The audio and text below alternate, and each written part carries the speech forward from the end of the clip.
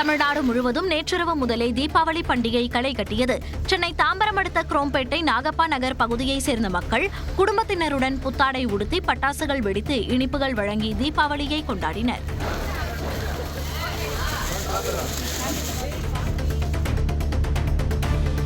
கோவையில் தீபாவளி பண்டிகை களை கட்டியது. பொதுமக்கள் குடும்பத்தினருடன் சேர்ந்து பட்டாசு வெடித்து தீபாவளி கொண்டாடினர்.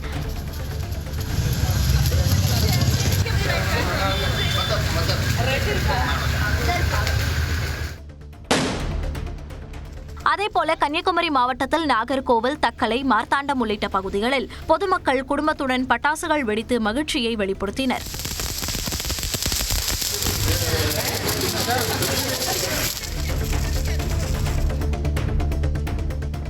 தமிழ்நாடு முழுவதும் முக்கிய நகரங்களில் தீபாவளி பண்டிகைக்கான கடைசி கட்ட விற்பனை களை கட்டியது. மதுரை விளக்குத்தூண் மாசி வீதிகளில் குவிந்த மக்கள் புத்தாடைகளை ஆர்வமாக வாங்கிச் சென்றனர். சென்னையில் தியாகராய நகரில் உள்ள ரங்கநாதன் தெருவில் திரண்ட மக்கள் புத்தாடைகளை அள்ளிச் சென்றனர்.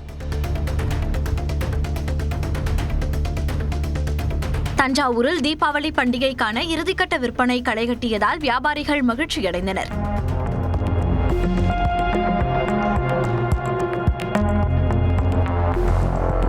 அதேபோல கும்பகோணம் வடக்கு வீதி, பெரிய கடை தெரு உள்ளிட்ட கடைவீதிகளில் திரண்ட மக்கள் புத்தாடைகள், பட்டாசு, இனிப்பு உள்ளிட்டவற்றை வாங்கிச் சென்றனர்.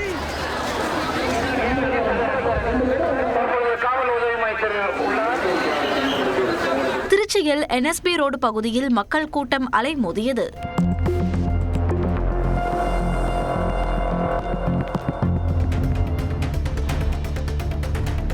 அதேபோல சென்னை தீவுத்திடலில் பட்டாசு விற்பனை களை கட்டியது. நடப்பாண்டில் புதுரக பட்டாசுகளின் வரத்து அதிகரித்துள்ளதால் மக்கள் ஆர்வத்துடன் வாங்கி சென்றனர்.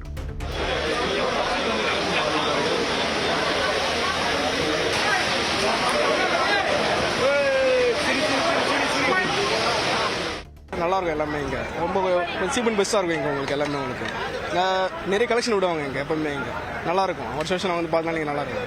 ஸோ மற்ற இடத்த விட இங்கே எல்லாரும் க்ரௌடடாக இருக்கிறதுனால ரொம்ப எக்ஸைட்டடாக இருக்கு. இன்னும் அந்த தீபாவளியோட ஃபீல் இப்போ தான் வருது. ஏன்னா நம்ம சின்ன வயசில் பார்த்தா ஒரு மாசமா பட்டாசு வெடிப்போமா, இப்போ அதெல்லாம் குறைஞ்சிருச்சா, கூட்டமே இல்லை. பட் இங்கே வந்து இவ்வளோ க்ரௌட் பார்க்கும் போது இன்னும் வாங்குறதுக்கு பயங்கர ஹாப்பியாக இருந்தது. ஸோ எங்களுக்கு இது தலை Deepavali with baby, so special. So நிறைய பட்டாசு நாங்களும் 10,000 மேலே பர்ச்சேஸ் பண்ணியிருக்கோம். இருப்பினும் கடந்த நாட்களை காட்டிலும் தீவுத்திடலுக்கு வருவோர் எண்ணிக்கை சற்று குறைவாகவே காணப்பட்டது.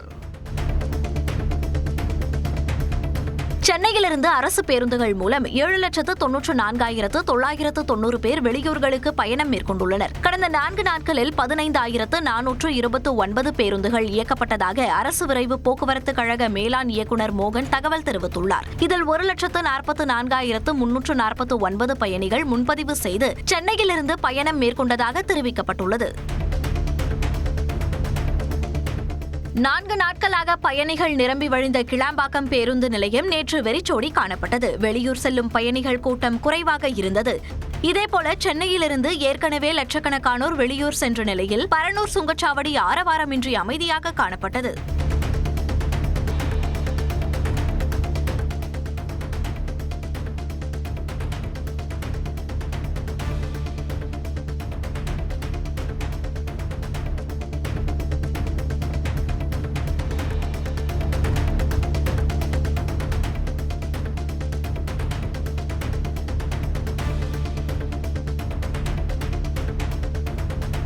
தூத்துக்குடியில் நேற்றிரவு சுமார் 1 மணி நேரத்திற்கும் மேலாக கனமழை கொட்டி தீர்த்தது. இடி மின்னலுடன் வெளுத்து வாங்கிய கனமழையால் நகரின் தாழ்வான பகுதிகளில் மழை நீர் தேங்கியது. குறிப்பாக தூத்துக்குடி பழைய மாநகராட்சி அலுவலகம், அரசினர் சுற்றுலா மாளிகை, ரயில்வே நிலையம் செல்லும் சாலைகளில் மழை நீர் குளம் போல தேங்கியதால் வாகன ஓட்டிகள் அவதியடைந்தனர்.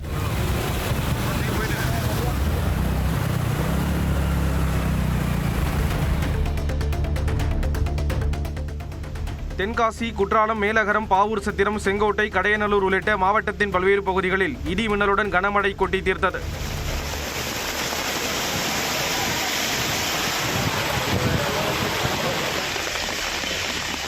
தேனி, அரண்மனைப்புதூர், வீரபாண்டி, போடிநாயக்கனூர் என மாவட்டம் முழுவதும் மிதமான மழை பெய்தது.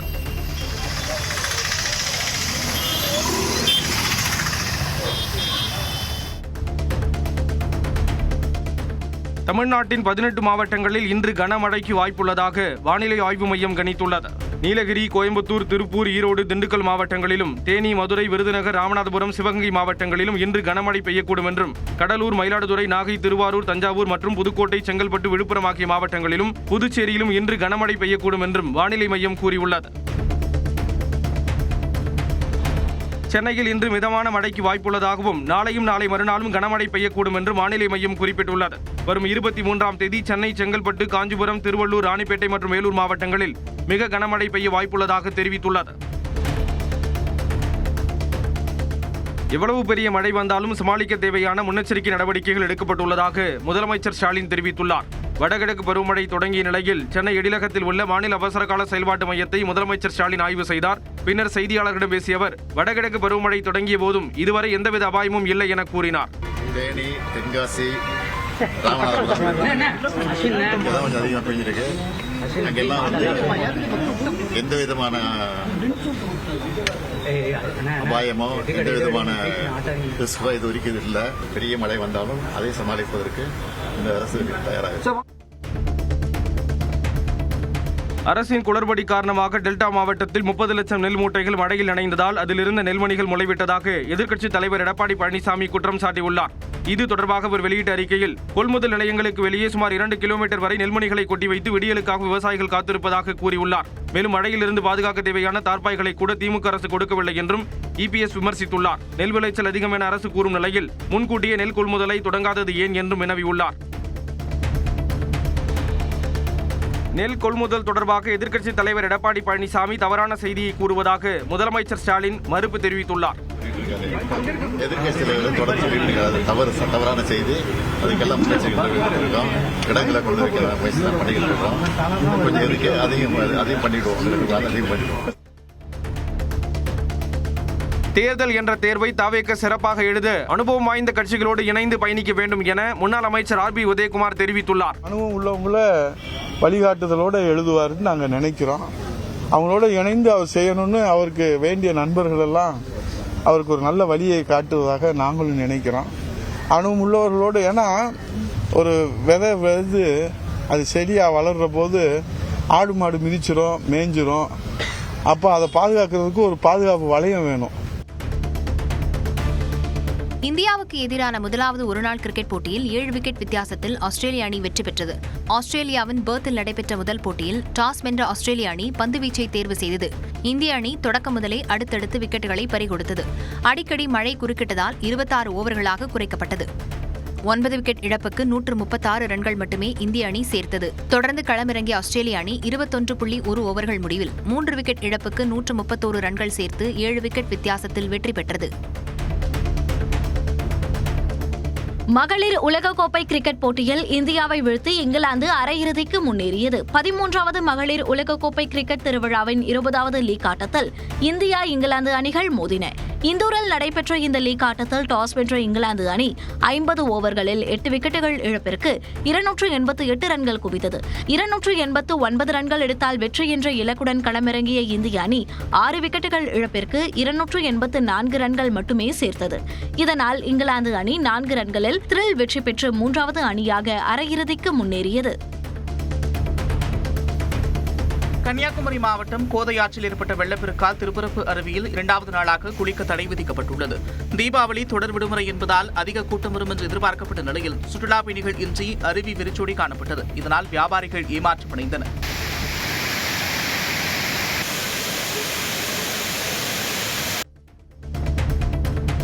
காஞ்சிபுரம் மாவட்டம் உத்தரமேரூர் ஏரி நிரம்பியதால் விவசாயிகள் மகிழ்ச்சியடைந்தனர். உத்தரமேரூர் சட்டமன்ற உறுப்பினர் சுந்தர் உள்ளிட்டோர் ஏரியிலிருந்து 3 கலன்கள் வழியாக வெளியேறும் தண்ணீரில் மலர் தூவி வரவேற்றனர். இந்த ஏரியின் மூலம் சுமார் 4000 ஏக்கர் விவசாய நிலங்கள் பயன்பெறும். பருவமழைக்கு முன்பே ஏரி தனது முழு கொள்ளளவை எட்டியதால் உழவர்கள் மகிழ்ச்சியடைந்தனர்.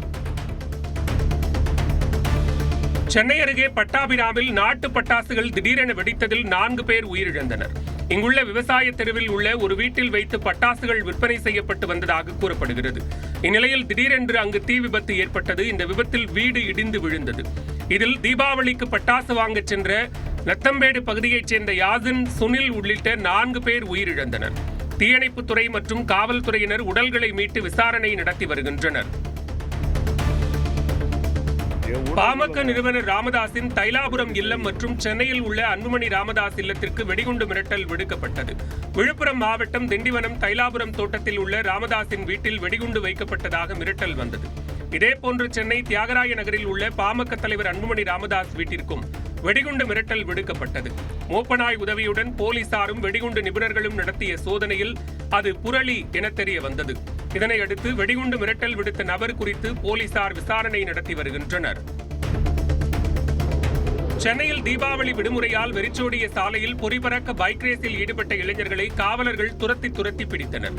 நள்ளிரவு 1 மணி அளவில் கிண்டியிலிருந்து கோயம்பேடு வரை 50 பைக்குகளில் மீண்டும் ரேஸ் சென்றனர்.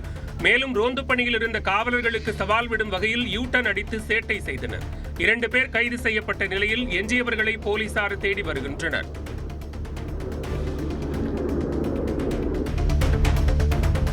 தீபாவளி பண்டிகையையொட்டி சென்னை விமான நிலையம் வண்ண விளக்குகளால் அலங்கரிக்கப்பட்டது. ஜொலிக்கும் வண்ண மின் விளக்குகள் பயணிகளின் கவனத்தை ஈர்த்தது. அதே நேரம் எப்போதும் பரபரப்பாக காணப்படும் சென்னை விமான நிலையம் தொடர் விடுமுறை காரணமாக வெறிச்சோடி காணப்பட்டது.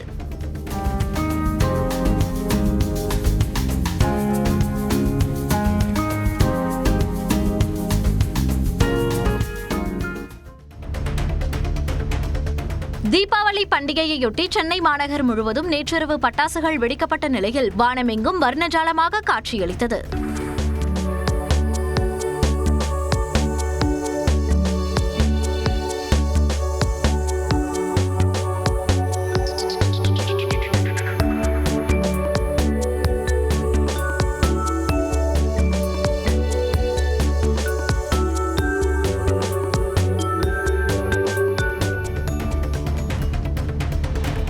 தீபாவளி திருநாளில் 140 கோடி இந்தியர்களின் கடின உழைப்பையும் படைப்பாற்றலையும் சுயசார்பு உற்பத்தியையும் கொண்டாடுவோம் என்று பிரதமர் மோடி வாழ்த்து தெரிவித்துள்ளார். இந்திய பொருட்களை வாங்குவதை உறுதி செய்யுமாறும் நீங்கள் வாங்கியதை சமூக ஊடகங்களில் பகிருமாறும் பதிவிட்டுள்ளார். இருளின் மீது ஒளியின் வெற்றி, தீமையின் மீது நீதியின் வெற்றி, அறியாமையின் மீது ஞானத்தின் வெற்றியை கொண்டாடுவதே தீபாவளி என்று தமிழ்நாடு ஆளுநர் ஆர்.என். ரவி குறிப்பிட்டுள்ளார். துன்பங்கள் கரைந்து ஒளிமயமான எதிர்காலம் பிறக்கட்டும், வேற்றுமை அகன்று ஒற்றுமை ஓங்கட்டும் என்று எதிர்க்கட்சித் தலைவர் எடப்பாடி பழனிசாமி வாழ்த்து தெரிவித்துள்ளார்.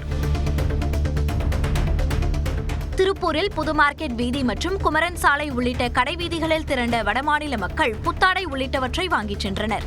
பெரும்பாலான வடமாநில மக்கள் தீபாவளி கொண்டாட சொந்த ஊர் சென்ற நிலையில் இங்கேயே நிரந்தரமாக தங்கியவர்கள் தீபாவளி ஷாப்பிங் செய்தனர்.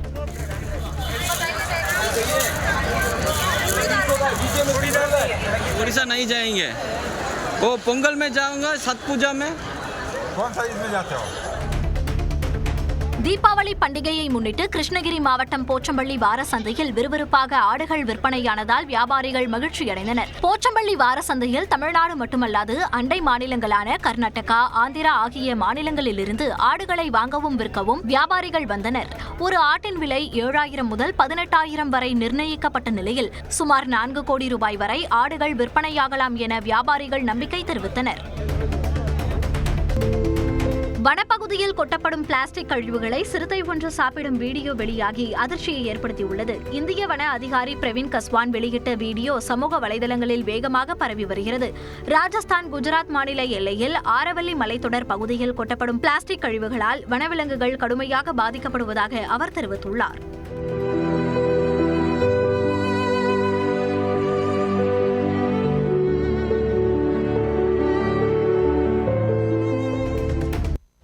கிழக்கு சீனாவின் ஜியாங்சு மாகாணத்தில் 1236 மீட்டர் தொலைவுக்கு அமைக்கப்பட்டுள்ள எஸ்கலேட்டர் வசதி சுற்றுலா பயணிகளுக்கு வரப்பிரசாதமாக அமைந்துள்ளது. 2 மணி நேரத்துக்கு மேலாக கடக்க வேண்டிய தொலைவை வெறும் 10 நிமிடங்களில் கடக்க முடிவதாகவும் அதற்கு இந்திய மதிப்பில் வெறும் 25 ரூபாய் அளவுக்கு கட்டணம் வசூலிக்கப்படுவதாகவும் கூறப்படுகிறது. ரீல்ஸ் மோகத்தால் ஆந்திர மாநிலம் நீர்வீழ்ச்சியில் குதித்த இளைஞர் நீரில் மூழ்கி உயிரிழந்தார். சித்தூர் அருகே உள்ள கைக்கல் நீர்வீழ்ச்சியில் தற்போது நீர் ஆர்ப்பரித்து கொட்டுகிறது.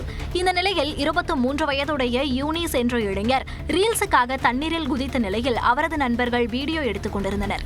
அப்போது தண்ணீரில் அடித்து செல்லப்பட்ட இளைஞர் பரிதாபமாக உயிரிழந்தார்.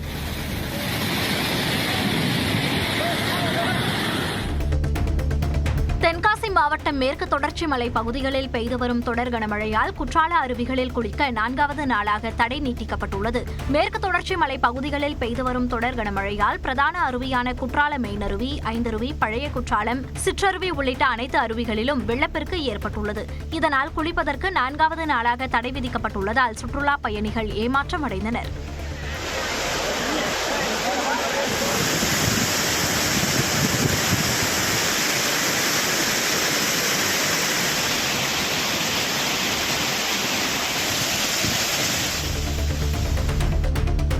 தேனி மாவட்டத்தில் பெய்து வரும் தொடர் கனமழையால் சுருளி அருவியில் வெள்ளப்பெருக்கு ஏற்பட்ட நிலையில் சுற்றுலா பயணிகளுக்கு 2வது நாளாக தடை விதிக்கப்பட்டுள்ளது. மேகமலை வனப்பகுதிகளில் கடந்த சில நாட்களாக கனமழை பெய்து வருகிறது. இதனால் ஆர்ப்பரித்து கொட்டும் காட்டாற்று வெள்ள நீர் சுருளி அருவி பகுதி முழுவதும் மட்டுமின்றி படிக்கட்டுகள் வரை பாய்ந்தோடுகிறது. இதனையடுத்து சுற்றுலா பயணிகளின் பாதுகாப்பு கருதி 2வது நாளாக குளிக்க தடை விதிக்கப்பட்டுள்ளது.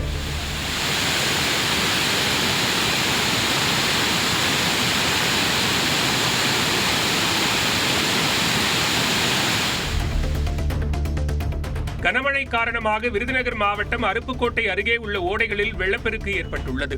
கடந்த ஒரு வாரமாக விருதுநகர் மாவட்டத்தின் பல்வேறு பகுதிகளில் கனமழை வெளுத்து வாங்கி வருகிறது. அந்த வகையில் சனிக்கிழமை இரவு அருப்புக்கோட்டையில் தொடர்ந்து 3 மணி நேரத்திற்கும் மேலாக கனமழை பெய்ததால் சின்ன புளியம்பட்டி, பெரிய புளியம்பட்டி கிராம பகுதிகளில் ஓடைகளில் வெள்ளப்பெருக்கு ஏற்பட்டுள்ளது.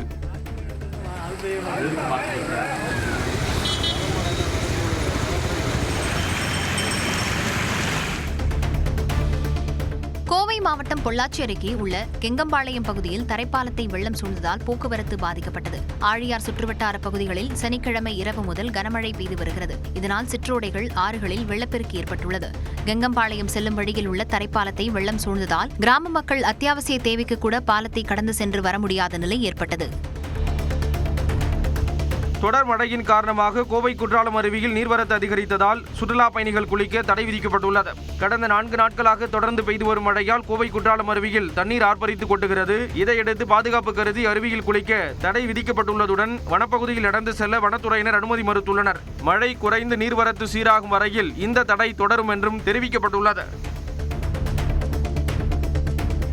தூத்துக்குடி மாவட்டம் திருச்செந்தூரில் கடந்த சில நாட்களாக கனமழை பெய்த நிலையில் கடற்கரை சுமார் 100 அடி உள்வாங்கியது.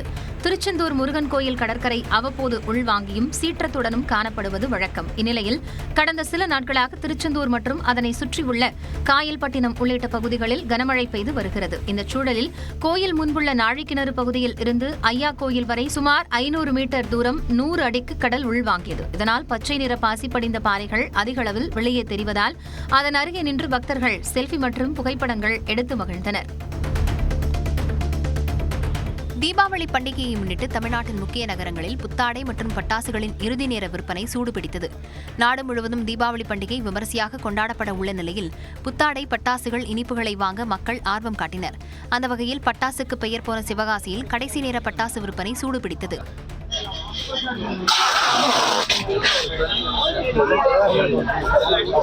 இதேபோல நெல்லையிலும் பட்டாசு விற்பனை அமோகமாக நடைபெற்றது. மழை குறுக்கிட்டாலும் பட்டாசு விற்பனை சூடுபிடித்தது.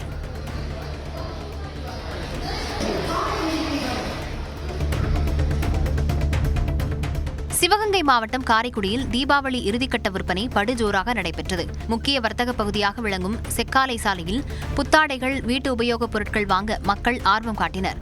சிவகங்கை, புதுக்கோட்டை உள்ளிட்ட மாவட்டங்களில் இருந்து ஏராளமான மக்கள் வந்திருந்தனர். வணிக நிறுவனங்களில் மட்டுமின்றி சாலையோர கடைகளிலும் வியாபாரம் மும்முரமாக நடைபெற்றது. தீபாவளி பண்டிகையை முன்னிட்டு தமிழ்நாட்டில் மலர்களின் விலை கிடுகிடுவென உயர்ந்துள்ளது. புகழ்பெற்ற கன்னியாகுமரி மாவட்டம் தோவாளை மலர் சந்தையில் 1800 ரூபாய்க்கு விற்பனை செய்யப்பட்ட 1 கிலோ மல்லி 2500 ரூபாய்க்கு விற்பனை செய்யப்பட்டது. 1250 ரூபாய்க்கு விற்பனையான பிச்சிப்பூ 1750 ரூபாய்க்கு விற்பனை செய்யப்பட்டது. புதுக்கோட்டை மலர் சந்தையில் 1 கிலோ மல்லி 3500 ரூபாய்க்கும், முல்லை 2500 ரூபாய்க்கும், ஜாதி மல்லி 2000 ரூபாய்க்கும் விற்பனை செய்யப்பட்டது. கோவை மாவட்டம் பொள்ளாச்சி அருகே வெள்ளத்தில் சிக்கிய கோவில் காவலாளிகளை தீயணைப்புத்துறையினர் நீண்ட நேர போராட்டத்திற்கு பிறகு பாதுகாப்பாக மீட்டனர். ஆழியார் நீர்பிடிப்பு பகுதிகளில் பெய்த கனமழையால் பாலாற்றங்கரை ஆஞ்சநேயர் கோவில் வளாகத்தை வெள்ளம் சூழ்ந்தது. இதில் கோவிலில் தங்கியிருந்த இரவு நேர காவலாளிகள் மகாலிங்கம், ஜெயக்குமார் வெள்ளத்தில் சிக்கிக் கொண்டனர். தகவல் அறிந்து விரைந்த தீயணைப்புத்துறையினர் நீண்ட நேரம் போராடி கயிறு மூலம் 2 பேரையும் பாதுகாப்பாக மீட்டனர். நீலகிரி மாவட்டம் உதகை அருகே பழங்குடியின கிராமத்திற்குள் 2 யானைகள் புகுந்ததால் மக்கள் அச்சமடைந்தனர். மாவனல்லா கிராமத்தில் 300க்கும் மேற்பட்ட பழங்குடியின குடும்பங்கள் வசித்து வருகின்றன. இந்நிலையில் செம்மநத்தம் வனப்பகுதியில் இருந்து வெளியேறிய 2 யானைகள் மாவனல்லா கிராமத்தில் உள்ள விளையாட்டு மைதானத்தில் நுழைந்தன. இதனையடுத்து அங்கிருந்த இளைஞர்கள் கூச்சலிட்டு யானைகளை விரட்டினர். பின்னர் உதகை மசினகுடி நெடுஞ்சாலையை கடந்து பொக்காபுரம் வனப்பகுதியை நோக்கி 2 யானைகளும் சென்றன. சென்னையிலிருந்து பெங்களூரு புறப்படவிருந்த ஏர் இந்தியா விமானத்தில் திடீரென இயந்திர கோளாறு ஏற்பட்டதால் விமானம் 1.25 மணி நேரம் தாமதமாக புறப்பட்டுச் சென்றது. சென்னையிலிருந்து பெங்களூருவுக்கு 104 பயணிகள், 5 விமான ஊழியர்கள் என 109 பேருடன் ஏர் இந்தியா விமானம் புறப்பட தயாராக இருந்தது. அப்போது விமானத்தில் திடீரென இயந்திர கோளாறு ஏற்பட்டதாக தெரிகிறது. விமானத்தில் ஏறிய பொறியாளர்கள் அதனை சரி செய்தனர். இதனைத் தொடர்ந்து 1.25 மணி நேரம் தாமதமாக விமானம் புறப்பட்டுச் சென்றது. சொல் பேச்சு கேட்காத பெண் பிள்ளைகளின் கால்களை தயக்கமின்றி உடைக்கலாம் என பாஜக முன்னாள் MP பிரக்யா சிங் தாக்கூர் பேசியது சர்ச்சைக்கு வித்திட்டுள்ளது. நிகழ்ச்சி ஒன்றில் பேசிய அவர், ஒரு பெண் தனது பெற்றோரின் வழிகாட்டுதலை மறுத்து மாற்று மதத்தைச் சார்ந்த ஆண் நண்பருடன் உறவை தொடர முயன்றால் அதனை சரி செய்ய அந்த குடும்பத்தினர் கண்டிப்புடன் நடவடிக்கை மேற்கொள்ள வேண்டும் என்றார். பெற்றோரின் பேச்சை அந்த பெண் கேட்கவில்லை எனில் அவளின் எதிர்காலத்திற்காக அவளை கண்டிக்க தயங்கக்கூடாது என்றும் பிரக்யா சிங் தாக்கூர் பேசியது விவாதப் பொருளாகியுள்ளது. தமிழ்நாடு முழுவதும் நேற்றிரவு முதலே தீபாவளி பண்டிகை களை கட்டியது. சென்னை தாம்பரம் அடுத்த குரோம்பேட்டை நாகப்பா நகர் பகுதியைச் சேர்ந்த மக்கள் குடும்பத்தினருடன் புத்தாடை உடுத்தி பட்டாசுகள் வெடித்து இனிப்புகள் வழங்கி தீபாவளியை கொண்டாடினர்.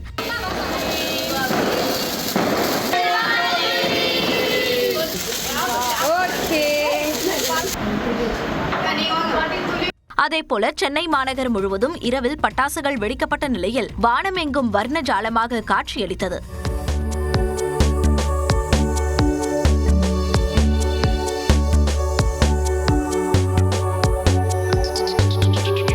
கோவை ஆர்எஸ்புரம் பகுதியில் உள்ள ஆதரவற்றோர் இல்லத்தில் முதியவர்கள் குடும்பமாய் இணைந்து பட்டாசுகள் வெடித்தும் இனிப்புகளை பகிர்ந்தும் தீபாவளியை கொண்டாடினர்.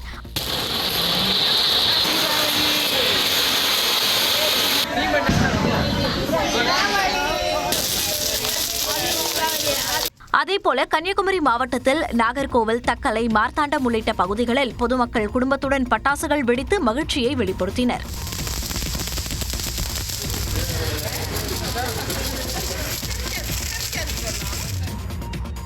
தமிழ்நாடு முழுவதும் முக்கிய நகரங்களில் தீபாவளி பண்டிகைக்கான கடைசி கட்ட விற்பனை களை கட்டியது. சென்னையில் தியாகராய நகரில் உள்ள ரங்கநாதன் தெருவில் திரண்ட மக்கள் புத்தாடைகளை அள்ளிச் சென்றனர்.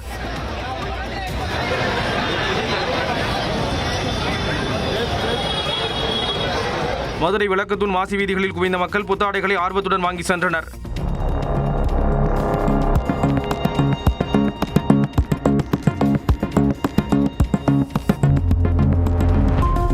தஞ்சாவூரில் தீபாவளி பண்டிகைக்கான இறுதிக்கட்ட விற்பனை களை கட்டியதால் வியாபாரிகள் மகிழ்ச்சி அடைந்தனர்.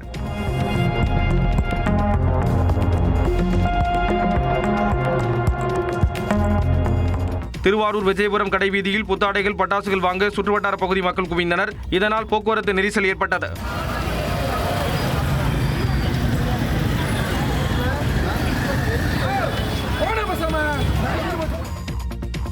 தீபாவளியை முன்னிட்டு மதுரையில் இறைச்சி விலை அதிகரித்தது. மதுரை நெல்பேட்டையில் உள்ள இறைச்சி கடைகளில் மாலை முதலே கூட்டம் அலைமோத தொடங்கியது. நீண்ட வரிசையில் நின்றபடி காத்திருந்து சிக்கன், மட்டன் என மக்கள் இறைச்சியை வாங்கி சென்றனர். ஆட்டிறைச்சியில் எலும்புக்கறி 1 கிலோ 900 ரூபாய்க்கும், தனிக்கறி 1 கிலோ 1000 ரூபாய்க்கும், நெஞ்சுக்கறி 1 கிலோ 1000 ரூபாய்க்கும் விற்பனையாகிறது. கோழிக்கறியில் பிராய்லர் கோழி உயிருடன் 1 கிலோ 125 ரூபாய்க்கும், தோல் உரித்தது 1 கிலோ 220 ரூபாய்க்கும், எலும்பு நீக்கிய கோழிக்கறி 1 கிலோ 340 ரூபாய்க்கும் விற்பனையாகிறது. தீபாவளி பண்டிகை ஸ்பெஷலாக வாங்க வந்துருக்கோம், அவ்வளோதான். இன்னும் டைம் இருக்கு, நீ போனால் இன்னும் வாங்க முடியாது, இன்னும் கூட்டம் ஜாஸ்தி ஆயிரும். ரசு ஹெவி ரசு, நான் தள்ளி போகணுங்கிறக்கா சீக்கிரம் வந்து வாங்க வந்துருக்கேன், அவ்வளோ. போன தடவை இப்போ இந்த தடவை விலை கூட தான். போன தடவை இந்த தடவை 120 ரூபா கூட 1 கிலோ கறிக்கு. தீபாவளி பண்டிகையால் இறைச்சியின் விலை அதிகரித்து விட்டதாக பொதுமக்கள் கூறுகின்றனர். பிரியாணி, ஸ்வீட்டு, அப்புறம் கோழிக்கறி சிக்கன் பண்ணுவோம், நல்லா பட்டாசுகள் வெடிப்போம், புது ஆடைகள் உடுத்து மகிழ்ச்சியுடன் குடும்பத்துடன் தீபாவளி கொண்டாடுவோம். மதுரை மக்கள் கறி விருந்தோடு தீபாவளி கொண்டாட்டத்தை தொடங்கினர். தூத்துக்குடியில் நேற்றிரவு சுமார் 1 மணி நேரத்திற்கு மேலாக கனமழை கொட்டி தீர்த்தது.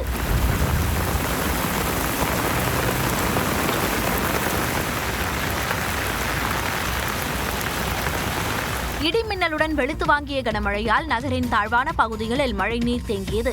குறிப்பாக தூத்துக்குடி பழைய மாநகராட்சி அலுவலகம், அரசினர் சுற்றுலா மாளிகை, ரயில்வே நிலையம் செல்லும் சாலைகளில் மழை நீர் குளம் போல தேங்கியதால் வாகன ஓட்டிகள் அவதியடைந்தனர்.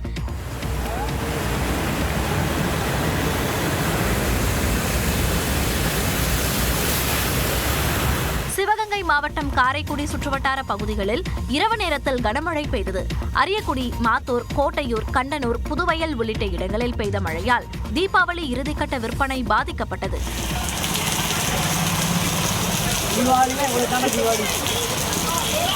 அதேபோல கிருஷ்ணகிரி மாவட்டம் ஹோசூர் சுற்றுவட்டார பகுதிகளில் விட்டுவிட்டு கனமழை பெய்தது.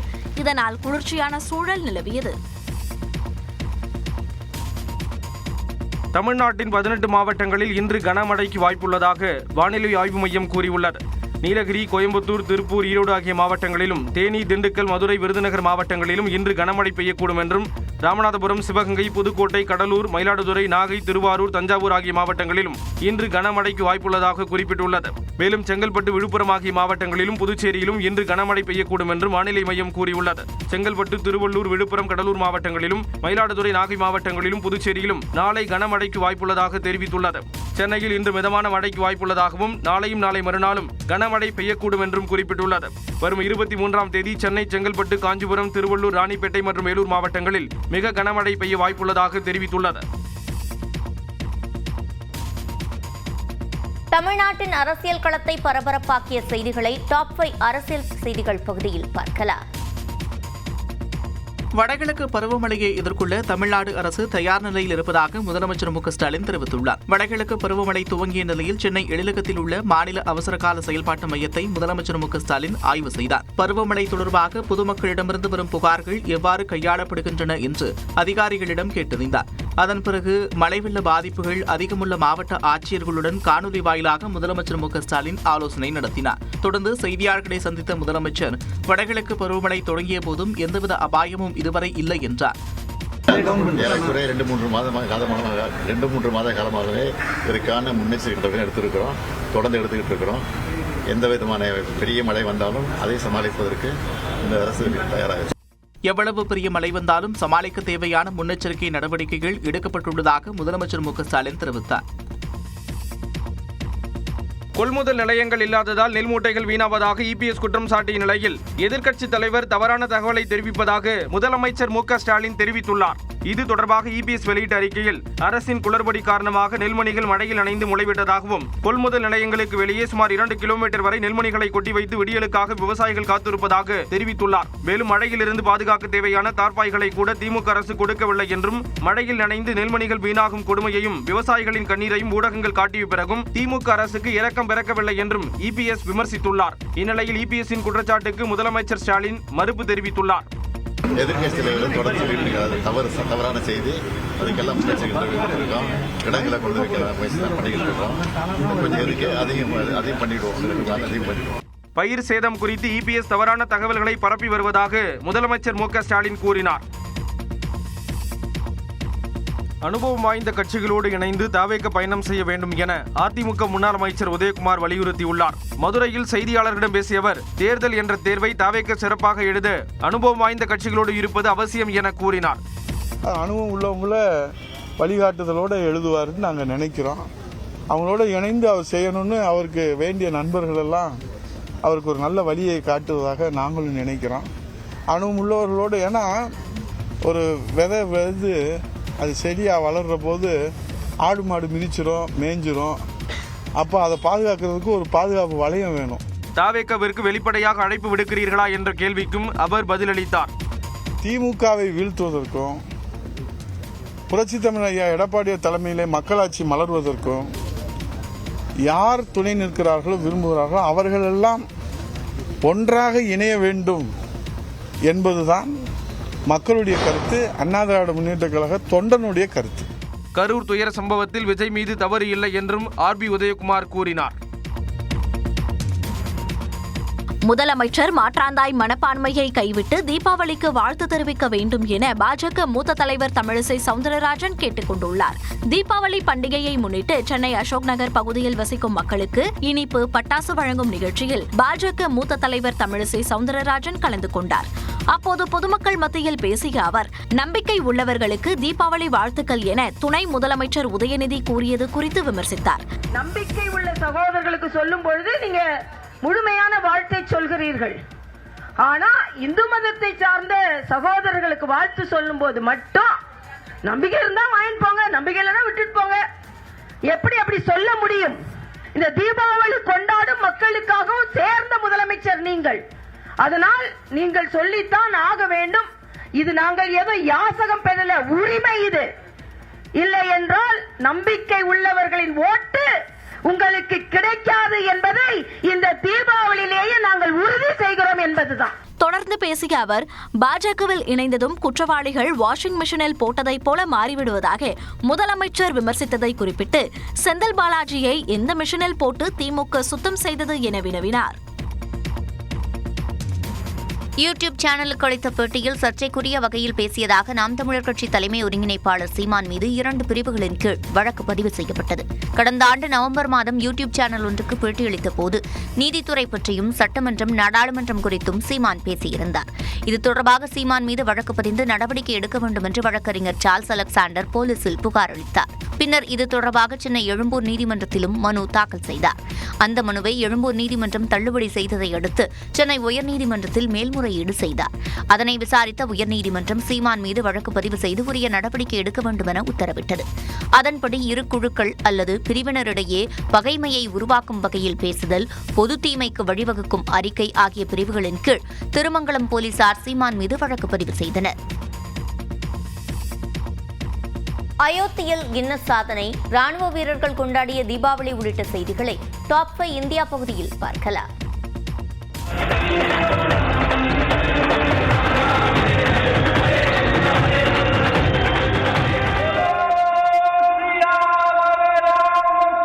அயோத்தியில் தீபாவளியை முன்னிட்டு நடந்த தீபோத்சவ நிகழ்ச்சியில் கின்னஸ் சாதனை முயற்சியாக 26,11,000 விளக்குகளை ஏற்றி மக்கள் வழிபாடு நடத்தினர். உத்தரப்பிரதேசத்தில் தீபாவளி பண்டிகை களை கட்டியிருக்கும் நிலையில் அயோத்தி ராமர் கோவில் வண்ண விளக்குகளால் மின்னியது. हनुमान समेत पुष्पक विमान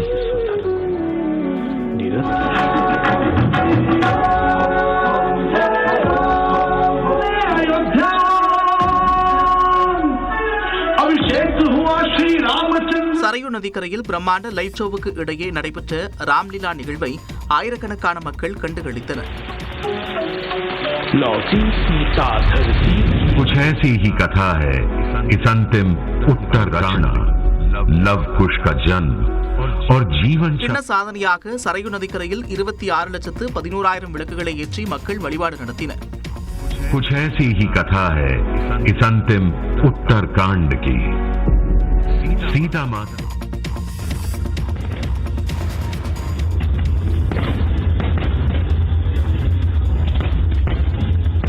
உத்தரப்பிரதேசத்தின் அயோத்தியில் கொண்டாடப்பட்ட தீப உற்சவ விழாவின் போது வண்ணமயமான வான வேடிக்கைகள் காட்டப்பட்டன. நாடு முழுவதும் தீபாவளி பண்டிகை கோலாகலமாக கொண்டாடப்பட உள்ள நிலையில் அயோத்தியில் தீப ஒளிகளை ஏற்றி தீப உற்சவ விழா நடைபெற்றது. இதையொட்டி வான வேடிக்கையும் நடைபெற்றது.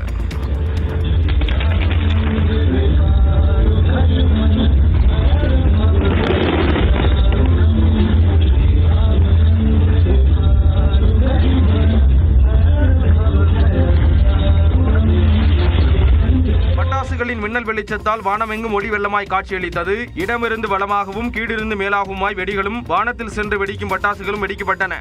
தீப உற்சவ நிகழ்ச்சியை காண வந்த மக்கள் வான வேடிக்கையை வீடியோ எடுத்தும் செல்ஃபி எடுத்தும் ரசித்து மகிழ்ந்தனர்.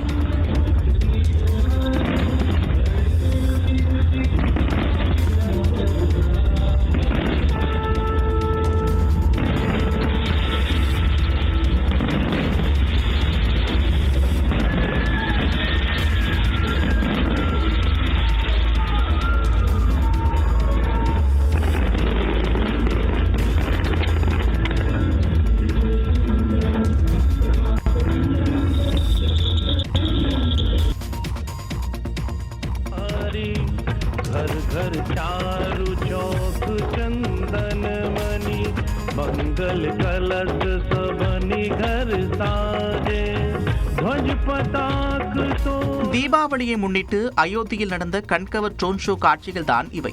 உத்தரப்பிரதேச மாநிலம் அயோத்தியில் உள்ள ராமர் கோவிலில் தீபாவளி பண்டிகை கோலாகலமாக கொண்டாடப்பட்டது. சரையு நதிக்கரையில் கண்களை கவரும் வகையில் ட்ரோன் ஷோ நடைபெற்றது. ऋषि वाल्मीकि के आश्रम जा सीता नजनी जुड़वा आदि कवि की रामायण सुन सुर. ராமர், அனுமர், அன்னப்பறவை உள்ளிட்ட வடிவங்களில் ட்ரோன்கள் வண்ணஜாலம் நிகழ்த்தின. धर्म की ज्योति थी, युद्ध ज्ञान में महान पर अहंकार में अंधा की लपटें ऊंची उठी और अंधकार का ये अवतार. விழாவில் உத்தரப்பிரதேச முதலமைச்சர் யோகி ஆதித்யநாத் உள்ளிட்டோர் கலந்து கொண்டு கண்டுகளித்தனர்.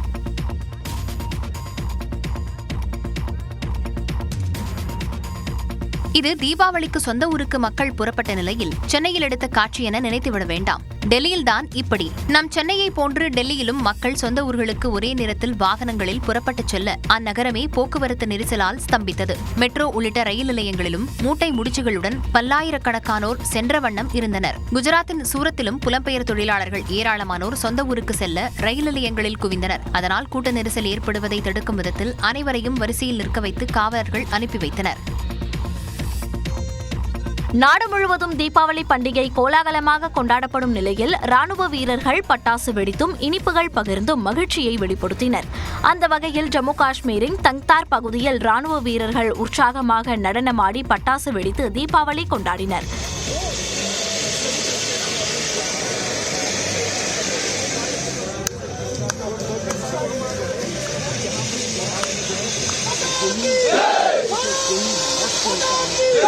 சண்டிகரில் பட்டாசு வெடித்து தீபாவளி கொண்டாடிய சிஆர்பிஎஃப் வீரர்கள் சிறப்பு பஜனை செய்தனர். அதேபோல பஞ்சாபின் அமிர்தசரஸ், ராஜஸ்தானின் ஜெய்சால்மார் பகுதிகளில் பிஎஸ்எஃப் வீரர்கள் பஜனையில் ஈடுபட்டனர்.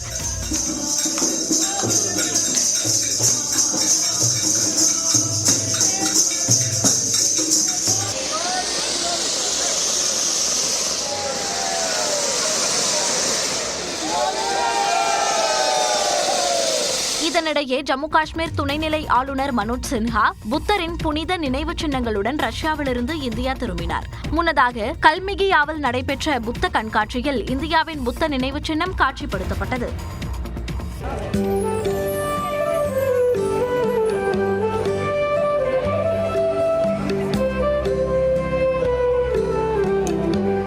ஆஸ்திரேலியாவின் சிட்னி நகரில் தீபாவளி கோலாகலமாக கொண்டாடப்பட்டது. உலகின் பல்வேறு பகுதிகளில் தீபாவளி பண்டிகை கோலாகலமாக கொண்டாடப்படுகிறது. இந்நிலையில் ஆஸ்திரேலியாவின் சிட்னி நகரில் தீபாவளியை ஒட்டி குடியிருப்புகள் வண்ண வண்ண விளக்குகளால் மின்னின.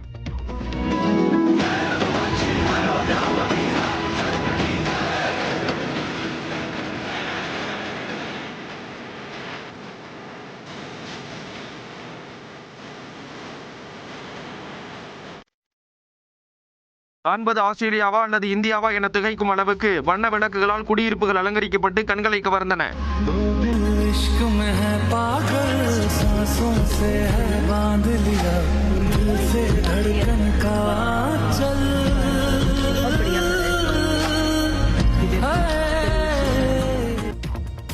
உலகின் மிகவும் புகழ்பெற்ற லூரே அருங்காட்சியகத்தில் பட்டப்பகலில் நெப்போலியன் கால நகைகளை மர்ம நபர்கள் கொள்ளையடித்து சென்றது திகைப்பை ஏற்படுத்தியுள்ளது. உலகின் மிகப்பெரிய மற்றும் அதிக பார்வையாளர்களை கொண்ட அருங்காட்சியகங்களில் ஒன்றுதான் பிரான்சின் பாரிஸில் உள்ள லூரே அருங்காட்சியகம். பழங்கால பொருட்கள், சிற்பங்கள், ஓவியங்கள் உட்பட 33,000க்கும் மேற்பட்ட கலைப்பொருட்கள் இங்கு உள்ளன. இந்நிலையில் அருங்காட்சியகத்தில் கட்டுமான பணிகள் நடைபெறும் பகுதியில் ஹைட்ராலிக் ஏணியை பயன்படுத்தி அருங்காட்சியகத்திற்குள் நுழைந்த கொள்ளையர்கள் அப்போலோ கேலரியில் உள்ள அறைக்குள் புகுந்துள்ளனர். அங்கு கிரீட நகைகளின் வகைகள் காட்சிப்படுத்தப்பட்டிருந்த நிலையில் ஒரு கட்டர் மூலம் 2 காட்சி பெட்டிகளை வெட்டிய திருடர்கள் மன்னர் நெப்போலியனின் நகை வகைகளில் வரலாற்று முக்கியத்துவம் வாய்ந்த 9 நகைகளை கொள்ளையடித்து தப்பியதாக கூறப்படுகிறது. அதில் ஒரு நகை அருங்காட்சியகத்திற்கு வெளியே இருந்து கண்டெடுக்கப்பட்டது.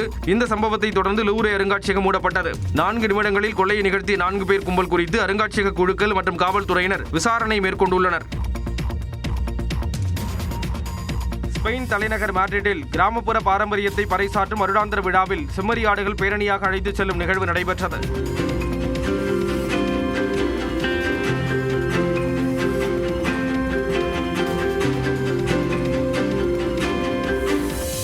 பருவகால மாற்றங்களுக்கு ஏற்ப சிறந்த மேய்ச்சல் நிலங்களை கண்டறியும் நோக்கில் இந்த பேரணிகள் நடத்தப்படுகின்றன. இந்த ஆண்டு 1100 மெரினோ செம்மறி ஆடுகளும் 200 ஆடுகளும் வீதிகளில் பேரணி சென்றதாக விழா ஏற்பாட்டாளர்கள் கூறினர்.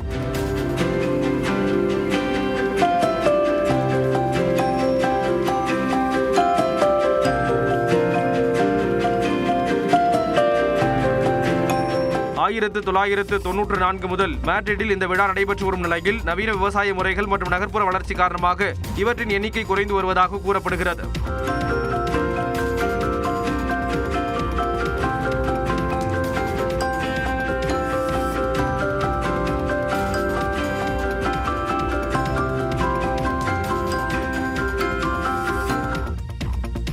சீனாவில் பிரம்மாண்டமாக நடைபெறும் சிற்ப கண்காட்சியை திரளான மக்கள் கண்டு ரசித்தனர். கன்சு மாகாணத்தில் சர்வதேச சிற்பக்கலை கண்காட்சி விமர்சையாக நடைபெற்று வருகிறது. ராட்சத குழந்தை, மனித முகம், சீன பழங்கால கட்டிட மாதிரி உட்பட பல்வேறு வகையிலான சிற்பங்கள் காட்சிப்படுத்தப்பட்டன.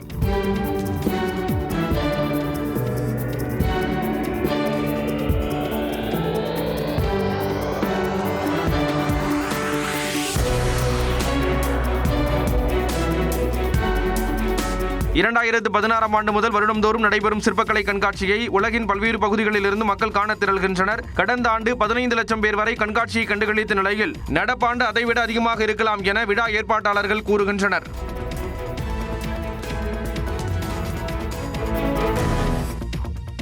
இந்தியாவுக்கு எதிரான முதலாவது ஒருநாள் கிரிக்கெட் போட்டியில் 7 விக்கெட் வித்தியாசத்தில் ஆஸ்திரேலிய அணி வெற்றி பெற்றது. இந்திய அணி ஆஸ்திரேலியாவில் சுற்றுப்பயணம் மேற்கொண்டு 3 ஒருநாள் மற்றும் 5 T20 கிரிக்கெட் போட்டிகள் கொண்ட தொடரில் விளையாடி வருகிறது. இதில் முதலாவது ஒருநாள் கிரிக்கெட் போட்டி பெர்த்தில் நடைபெற்றது. டாஸ் வென்ற ஆஸ்திரேலிய அணி பந்துவீச்சை தேர்வு செய்தது. இந்திய அணியில் தொடக்க முதலே அடுத்தடுத்து விக்கெட்டுகளை பறிகொடுத்தது. பெரிதும் எதிர்பார்க்கப்பட்ட ரோஹித் சர்மா 8 ரன்களிலும் விராட் கோலி டக் ஆகியும் அதிர்ச்சியளித்தனர். இதனிடையே மழை குறுக்கிட்டதால் போட்டி 32 ஓவர்களாக குறைக்கப்பட்டது. இருப்பினும் மழை விடாமல் பெய்ததால் 26 ஓவர்களாக மீண்டும் குறைக்கப்பட்டது. 26 ஓவர்கள் முடிவில் 9 விக்கெட் இழப்பிற்கு 136 ரன்கள் மட்டுமே இந்திய அணி சேர்த்தது. அதிகபட்சமாக KL ராகுல் மட்டும் 38 ரன்கள் சேர்த்தார். மற்ற வீரர்கள் சொற்ப ரன்களில் ஆட்டமிழந்தனர். தொடர்ந்து களமிறங்கிய ஆஸ்திரேலிய அணி 21.1 ஓவர்கள் முடிவில் 3 விக்கெட் இழப்பிற்கு 131 ரன்கள் சேர்த்து 7 விக்கெட் வித்தியாசத்தில் வெற்றி பெற்றது. இதன் மூலம் 3 போட்டிகள் கொண்ட ஒருநாள் தொடரை 1-0 என்ற கணக்கில் ஆஸ்திரேலியா முன்னிலை பெற்றுள்ளது. டாப் 25 செய்திகளில் தற்போது பல்சுவை செய்திகளை பார்க்கலாம். மகளிர் உலகக்கோப்பை கிரிக்கெட் போட்டியில் இந்தியாவை வீழ்த்தி இங்கிலாந்து அரையிறுதிக்கு முன்னேறியது. 13வது மகளிர் உலகக்கோப்பை கிரிக்கெட் திருவிழாவின் 20வது லீக் ஆட்டத்தில் இந்தியா இங்கிலாந்து அணிகள் மோதின. இந்தூரில் நடைபெற்ற இந்த லீக் ஆட்டத்தில் டாஸ் வென்ற இங்கிலாந்து அணி பேட்டிங்கை தேர்வு செய்தது. அதன்படி முதலில் பேட் செய்த இங்கிலாந்து அணி 50 ஓவர்களில் 8 விக்கெட்டுகள் இழப்பிற்கு 288 ரன்கள் குவித்தது. அதிகபட்சமாக ஹீதர் நைட் 109 ரன்கள் குவித்த நிலையில் இந்திய அணி தரப்பில் தீப்தி சர்மா 4 விக்கெட்டுகளை கைப்பற்றினார். இதனையடுத்து 289 ரன்கள் எடுத்தால் வெற்றி என்ற இலக்குடன் களமிறங்கிய இந்திய அணிக்கு தொடக்க வீராங்கனை பிரத்திகா ராவல் 6 ரன்களில் அவுட் ஆகி அதிர்ச்சி அளித்தார். அவரைத் தொடர்ந்து ஹர்லின் தியோல் 24 ரன்களில் ஆட்டமிழந்த நிலையில் மந்தனாவும் கேப்டன் ஹர்மன்பிரீத் கவுரும் கைகோர்த்து அணியை சரிவிலிருந்து மீட்டனர். ஆனால் மந்தனா 88 ரன்களிலும் கவுர் 70 ரன்களிலும் அவுட் ஆனதை அடுத்து ஆட்டம் தலைகீழாக மாறியது. பின்னர் களமிறங்கியவர்களில் தீப்தி சர்மாவின் அரை சதம் தவிர மற்ற யாரும் சிறப்பாக ஆடாததால் இந்திய அணி 6 விக்கெட்டுகள் இழப்பிற்கு 284 ரன்கள் சேர்த்தது. இதனால் இங்கிலாந்து அணி 4 ரன்களில் த்ரில் வெற்றி பெற்று 3வது அணியாக அரையிறுதிக்கு முன்னேறியது.